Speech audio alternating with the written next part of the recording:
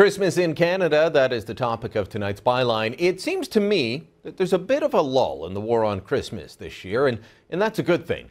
I mean, we don't have David Suzuki out there raising money by scaring children about the future of Santa's workshops. I also haven't really heard of any mayors in Canada this year declaring that the decorated tree in the town hall or the lobby of City Hall was, well, a holiday tree. That's happened in the past. Last year, Barb Bagouli, the mayor of Innisfil, Ontario, said her town wouldn't call the decorated fir a Christmas tree. She said, "We work in a secular environment. Religion doesn't enter into a government building. We wanted to make it an inclusive celebration for everybody." That's usually the call of those who want to make Christmas inclusive. They're willing to take the trappings, the presents, the days off, of course, but do away with the name or any religious connotations. And they often say they're doing it for other people. Well, several years ago, I remember Toronto City Hall declaring a holiday tree in Nathan Phillips Square, only to have the Jewish mayor, Mel Lastman, correctly say, no, it's a Christmas tree. But this year, either all of this ruckus has died down or Canadians just don't care anymore and they're not complaining. I actually think that years of pushback of people saying they will say Merry Christmas, they will call it a Christmas tree, has made it tougher for the authority types to try and do away with Canadian tradition. In fact, one authority figure went the other way. Cabinet Minister Tony Clement issued a statement telling public servants they could decorate their workspaces for Christmas regardless of what the middle management Grinches might say. In the United States, the war on Christmas rages on, and in Canada, I think there's a lull, but I don't think it's over. That doesn't mean that everyone's on board with the lull and the ceasefire this year. We told you about Ashu Solo. He's the Saskatoon man so offended by city buses having Merry Christmas on the outside that he threatened the city with a Human Rights Commission complaint if they did not remove the horrible, horrible greetings. Solo said that religious minorities, atheists, and immigrants take city buses and may not celebrate Christmas. Here's what he said. It makes immigrants and religious minorities feel excluded and like they're second-class citizens. Makes them feel like they need to convert to Christianity in order to be fully accepted into Canadian society. We need to protect the rights of the minority from the misdirected will of the majority. Oh, what a load of hogwash. In a recent Abacus data poll, 92% said they celebrate Christmas. 52% of Canadians say it's a secular holiday for them, and 40% say it's a religious holiday. And a full 76% of Canadians said they will use the greeting Merry Christmas. And despite his claims that he speaks for religious minorities, the atheists, and the immigrants, I think Mr. Solo, who is a Saskatchewan native, speaks only for himself. He's a self-described left-wing progressive political activist. Thankfully, City Hall told Solo to get stuffed.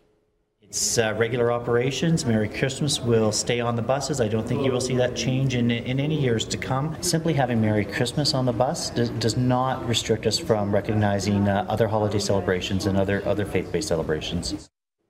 Now, of course, none of this means it's the end of it. Solo's threatening to use the speech police to silence those he disagrees with. Look, Mr. Solo, to paraphrase Scrooge, you celebrate Christmas in your way, I'll celebrate in mine. Of course, that's good enough. He wants anything that could be construed as religious to be kept in the dark, behind closed doors. To me, Christmas is a religious holiday. It's how we mark it in my home. Yes, we enjoy the parades, the parties, all the other secular trappings. I know that most people that celebrate Christmas will not spend much time thinking about the birth of Jesus Christ, who I recognize as the Son of God and the Messiah. I'd encourage everyone to think like that, but I won't force it on you. In Canada, we have many great traditions, not just our celebration of Christmas. And one such tradition is freedom of religion. You are free to worship or not worship how you see fit. Mr. Solo construes this as having a right to freedom from religion. He wants a naked public square. That's not the Canadian way. And that's the Byline. Is your house on fire, Clark? No, Bethany, those are Christmas lights. Is this the airport, Clark? We're here! Oh, that was fun. I love riding in cars. When did you move to Florida? Ellen, are you still dating Clark? It isn't every day somebody moves into a new house. They didn't move into a new house. Why don't you go with Francis and Catherine into the living room and say hello to everybody? Hello, everybody. Just in the living room. I should say it. You should say it. Hello, everybody. Hello. Some days I swear Robert will use any excuse to put a Chevy Chase clip into this show. There you have it, a little bit of Christmas vacation with Chevy Chase. John Robson, Sun News columnist, contributor, joins us now to talk more about this. John, do you get the same sense that I do? There's a lull in the war on Christmas in this country. In the States, I think it's full of war still. But is there a lull this year?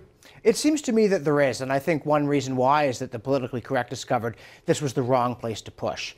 That was one of the times they were just defied. People absolutely indignantly, like that classic scene with Scrooge when his nephew wishes him a Merry Christmas and he bristles and the nephew goes, and a Happy New Year. Yeah.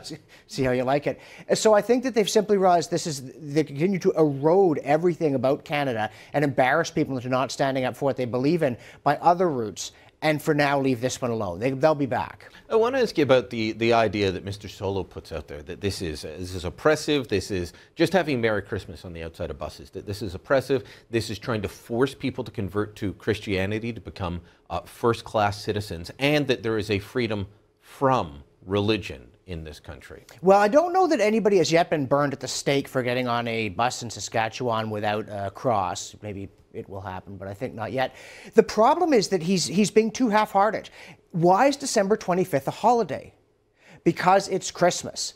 So forget the greeting on the bus. If you want to be consistent about this, you have to get rid of December 25th as a holiday. You have to get rid of every religious holiday, because to have a day off for some religions and not others is to suggest at the very least that a society or culture was founded in one religion and not another.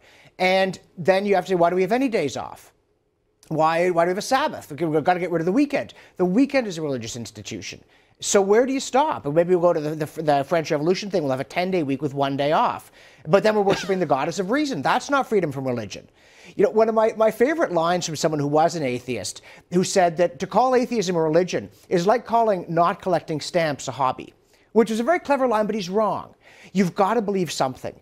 You either believe there is a God, or you believe there isn't a God, you believe it's impossible to tell if there's a God, or you believe that it's possible to tell but you haven't figured it out yet. Those are the options. Those are the options. Okay. You cannot have a public square, you cannot have the inside of your head not have some position on that question. And here we are in a society that does have holidays, holy days as they're known. And we do it because we think that you need some kind of transcendence in your life, some kind of break from the routine. We can't just work all the time, and not just because we'd get physically exhausted. There's a reason we don't work 7 days a week, 6 hours a day. It's not right for the human spirit. And we need time off at which we change the rhythm, have vertical as well as horizontal time. All right, and which is what we're about to go on with Christmas, with a break for that. You've got a quote from Chesterton that talks about bringing thankfulness in, though. Bring us that, because I always love hearing you talk about Chesterton. Yeah, this comes out of orthodoxy, and he's talking about his conversion to a fully Christian and then a Catholic position. And he started, the test of all happiness is gratitude, and I felt grateful, though I hardly knew to whom, that life itself made him feel grateful. And then he said, children are grateful when Santa Claus puts in their stockings gifts of toys or sweets. Could I not be grateful to Santa Claus when he put in my stockings the gift of 2 miraculous legs? We thank people for birthday presents of cigars and slippers. Well, not any more cigars. Yeah. Can I thank no one for the birthday present of birth? And this is part of it, that we need to take time out of our lives to be amazed that we're alive. Not only because there are people who are not alive, tragedies that remind us of how fortunate we are that we were not, well, I have to mention at this time that we've not just been shot by some maniac, that we haven't been run over by a bus, that the doctor hasn't told us we have a month to live 2 months ago, that we're not one of those crosses in those cemeteries in Normandy. But more profoundly, that the fact that life itself is possible is amazing. If there were no life, you wouldn't think that's odd, not just because you weren't around. If there were no time, no space, no beauty of the universe. But there is. It's a miracle that there's anything. And we need to take time off sometimes and just breathe and go, oxygen, where would we be without it? All right, you've got some time off over Christmas, I'm assuming. I'd want to end with this quickly. The Hobbit is out. It is a film that some people are trying to strip away the Christianity and the underlying message out of. You can't do that to Tolkien. Are you going to go see this movie? I have undecided, because I thought that Peter Jackson made such a mess of The Lord of the Rings. I think I'm going to draw a line in the sand and say I will not watch someone destroy, and in fact desecrate, Because he did. He drained much of the moral meaning out of it. Critical choices by key characters like Faramir and Fangorn were just botched in the interest of messing up the plot and having a guy skateboard. And this, Tolkien deserves better than that. I think maybe I'll just reread the book. All right. Well, I am doing that with my son right now, and we'll decide on the movie. Not sure.